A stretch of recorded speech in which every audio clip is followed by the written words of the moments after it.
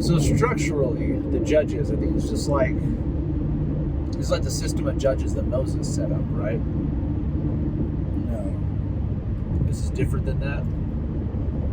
I don't know, like, if they have anything to do, like, how I understood it this time is that they define a judge by the person who they go to deliver them out of their trouble.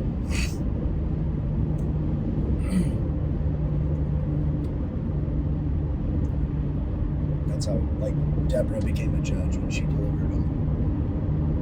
That's how they seem to be defining it to me. He raises up judges to guide and lead them. Should have looked at that. I don't think it's a political thing. You don't think it's a political thing?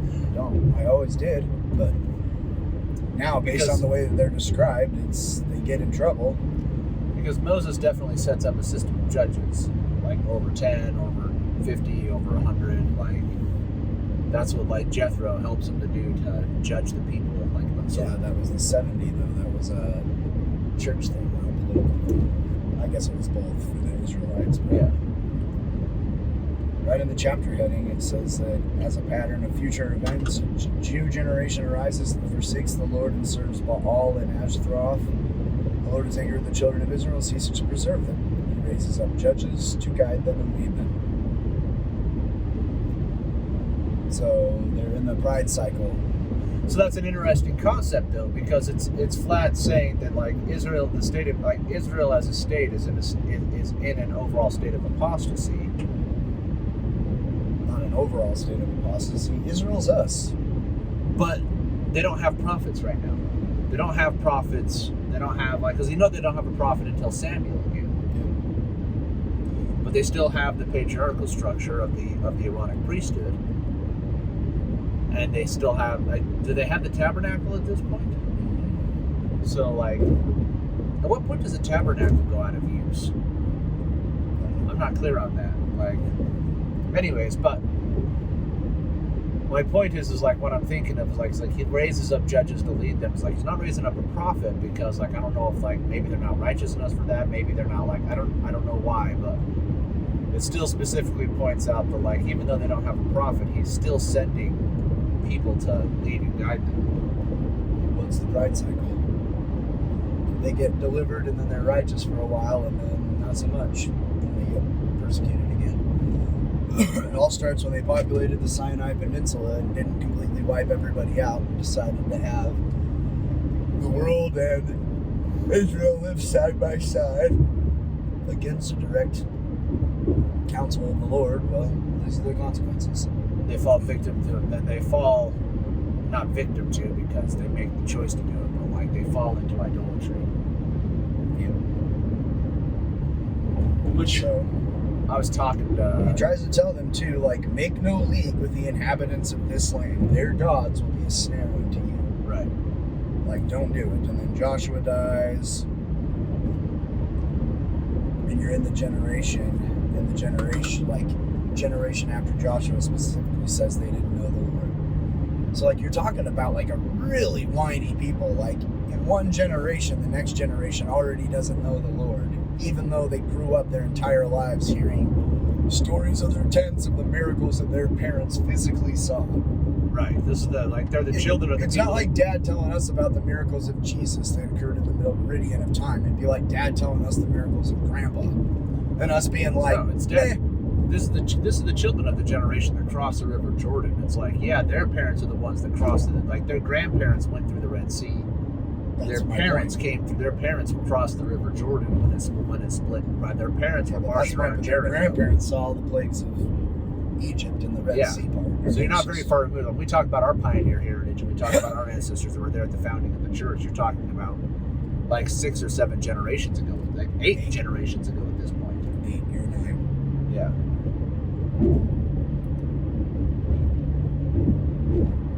So yeah, they forgot they did evil and followed other gods of the people that were around them. They forsook the Lord and they served Baal and Asheroth. Baal being the god of like the harvest and all that, and Asheroth being the fertility one. the hallmarks of that. And so this is what we talked about in Bishopric. Like I've been pondering that since I did that study on like the idolatrous worship was attractive to the Israelites because of the lack of sexual restraint was the hallmark of the worship. And it was like we said, like it's easier to do that than not do that. And so that got me thinking. Like you come to the issues of immorality that plague our world, like with like just the rampant sexual immorality and the LGBT issues and everything like that. It's like the fundamental problem with those things is idolatry. Like those are hallmarks of an idolatrous people. So what you got to do is you got to teach people to return to Jehovah. Teach people like return to Christ, return to a worship of the true God, and that will guide everything else. Like back to what Joseph Smith said: teach correct principles, and then they govern themselves. You don't have to worry about fixing everybody. Like follow Christ and listen to the Spirit, and the Spirit will guide it. Any other issues or problems that somebody's dealing with, like if you have the Spirit tells you how to work through those. Which is an encouraging. Like I find that to be an incredibly encouraging thought. It's so easy to get like dragged down in the world we live in, but just gets back to like the prophets are saying that like love, share, invite right now. It's like it's about Christ. Just bring people back to Christ. That's all I gotta worry about. What about? Bring people back to Christ. Yeah. But that makes more sense to me, the idea that you have, because even the Jaredites had that. They had kings that they specifically say were good kings, but were not moral men. Yep. They were good kings, but not moral men. It's like they weren't a moral people. They weren't following me, but he still gave wise people. That makes Samson make a lot more sense to me, because I read these and I'm reading the story of Samson, and I'm like, when talking, it's like, Samson's kind of a confusing character to me because he's held up as this hero of Israel, and he was a hero in the sense that he fought for Israel and not for the Philistines, but in almost nothing else, no other what I would accept as a definition of that word. I think it's a story of two Sams, Samson and Samuel.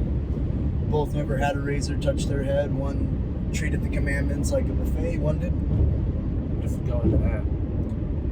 Well, Samson was born, and the prophecy is that a razor shall never touch his head and he'll do great things. But as soon as he has a choice, he deliberately doesn't marry inside of the covenant twice. Like the first time, like he doesn't learn his lesson. His in-laws get burned to death, and the second time he gets killed. So he doesn't listen, can't pick and choose.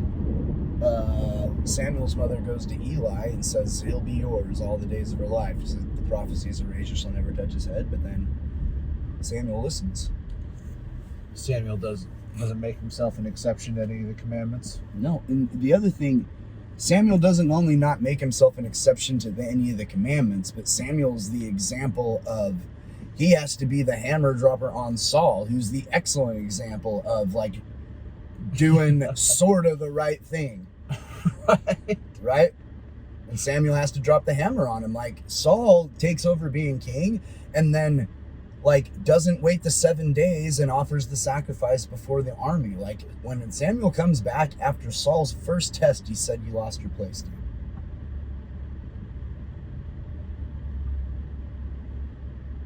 You know what I mean? Mm-hmm. So like, I don't know. I didn't go too deep into it, but like on the surface, it seems like the story of two Sams.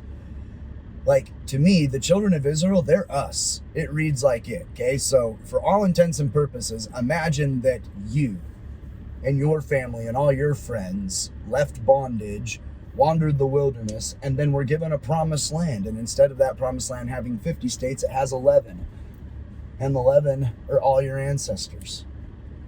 Like, you've got this land. You've got your promised land. It was a free land, and then you were given commandments and the way in which to occupy it, and rather than follow it, you were all like, nah, we'll sort of do that. So what they ended up with was a sort of promised land. You know what I mean? That's why you need judges. It'd be like the consequences are borne out in judges. It'd be like, yeah, I told you to eliminate the 7 nations of the Philistines, which you didn't do. So now you're here, and They the keep judges, coming you're going to back. get persecuted by the Ammonites, by the Midianites. Like Yeah. the Gideon story is against the Midianites. He's got to take Yeah. 300 Israelites against 10,000 Midianites. Right. Like just, yeah. Like they're just an excellent example. Like in everything, they're like, God says, if you do this, you'll be happy. And they're like, we don't want to do this. Fine, do this lower thing, and you're not going to be as happy. But be it on your own head. It's a good example too of Heavenly Father takes people where they are. Like, The children of Israel, perfect example. Like, here's the priesthood. Nah, give us the law of Moses. Here's this. Nah, give us this. So then Judges chapter 7 has the Gideon story. And there's a lot of lessons in there. The Gideon story on the surface is 300 Israelites. it starts at several thousand, doesn't it? Starts with 22,000, then down to 10,000. Then they go to the river, and anyone who laps by putting their hand to their mouth, they've got to go. So you go from 22,000 down to 300, and then still. Yeah, and the point of that is Heavenly Father making it very, very clear that it's like, you're not doing this. I'm doing this. Which I gotta tell you, Just really quick, too. We're the Israelites, right? right, So, like, right away, like, you get this story of a nation of army of 22,000 being reduced to 300, and then going and winning a battle without a single arrow being fired, right? The Midianites are this great big nation, you know, and we were able to take them out without a shot fired. Like, you think of the fall of the Soviet Union, you know, like, God can do whatever he wants to. Like, in the 80s, if you would have told the average American that don't sweat it, this is all going to be over in a few years with not even a single shot being bullet being fired. fired. You know, they would have thought you were crazy. That was kind of my point, but like on a much smaller scale, like, because like I hear that like the point that God making it clear is like you're not being delivered because of how great you are and how powerful you are. Like this is me doing this, and I want to make sure you know that it's me doing it. Like I feel like that's the story of my life. Like how many times, like I have no idea how mom and dad paid for my mission. Like we had the car lot, and we had like that struggle for 4 or 5 years with that, and then finally found our footing, and finally started to actually do really well with that. And by the time that happened, I was selling cars, and I had sold my truck, and I put the money from my truck into the business, and I hadn't taken commission checks for a long time, and I was one of the best salesmen, if not the best salesman on the lot. And I was keeping money in the business because we were finally starting to get some traction and finally starting to go. And then 9/11 happened, and people stopped buying used cars for a year. Well, at least it took from September to December for the auction to come and repossess our entire stock of cars, and from that, and then we were dead. That was it. That was the end of the car lot. And so that business folded, and all of the money that I had saved in my life up until that point went down with it. So I looked at mom and dad and was like, well, I'm going on my mission now, and all the money I had to pay for it just disappeared. So you guys got to pay for my mission. I have no idea how that happened. There's so many things in my life, running my own business, like the thing about running my own business, running our own business is there's been so many times we've been one step ahead of the wolf, and it's just then a client would come in during the Great Recession and stuff like that, and you'd make one deal that would get us all the way caught up. But I watched I watched the bank account go down to zero or go negative a bunch of times, over and over and over again.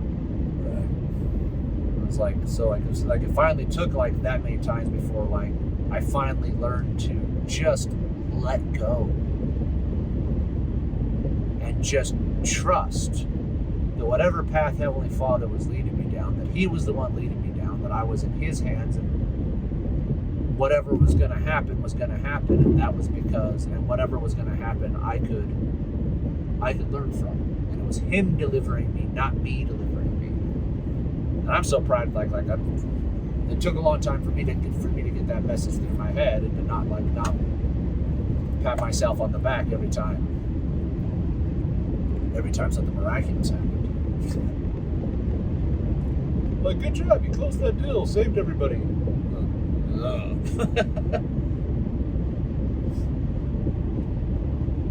So, like, it's an important principle, and Heavenly Father will orchestrate. My experience has been is that if you refuse to learn that principle, Heavenly Father will orchestrate your life in such a way to point that out to you.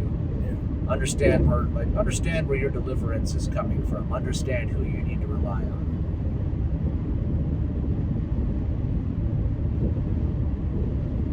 I was telling my class, like, because I keep making this comparison that we're the children of Israel, and I was like, I don't want somebody to go back and read the record of Jeff, because like we're reading this and we see him complaining about Sky Donuts, so they get a bunch of pigeons, and we just see them being delivered and complained. And many people who read the beginning of Nephi with the Laman and Lemuel's account to the Promised Land, like they get there too, they just do it ugly, They got their wine and kicking and screaming, but they got there. Right. And it's just like, I was telling the kids, like, when people go back and read your account, like, you're going to want them to read, like, Moses, Aaron, and Joshua, or Nephi and Sam, not, like, Laman, Lemuel, and whiners about Sky Donuts and pigeons and just everything under the sun, and, like... Right.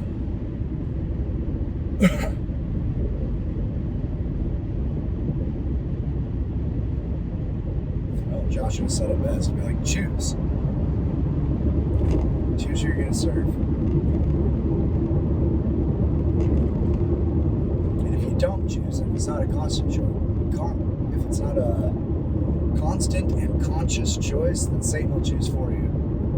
Well, I think that's the point of choose, right? Like, it's like you are making a choice. Like, if you think you're not making a choice, like if you're not making an active choice, you are actually choosing. You don't have a choosing is not an option. You are choosing. You don't have a choice about the fact that you have to choose which one are we going to serve. And you make an active choice with your actions and your decisions. What you choose to exercise your faith in, because faith is action.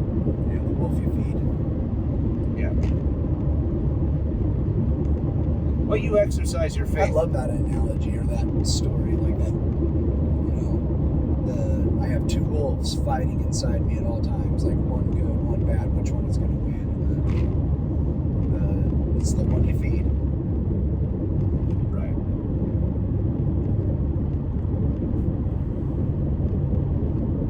I kind of burn through. I look at Judges. I like it for,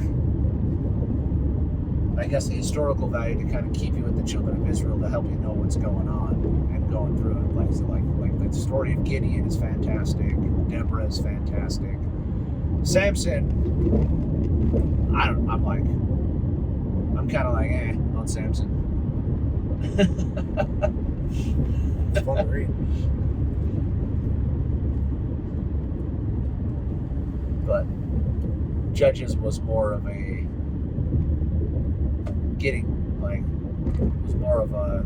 just a keeping up with the history for me than anything else, if I'm being totally honest about it.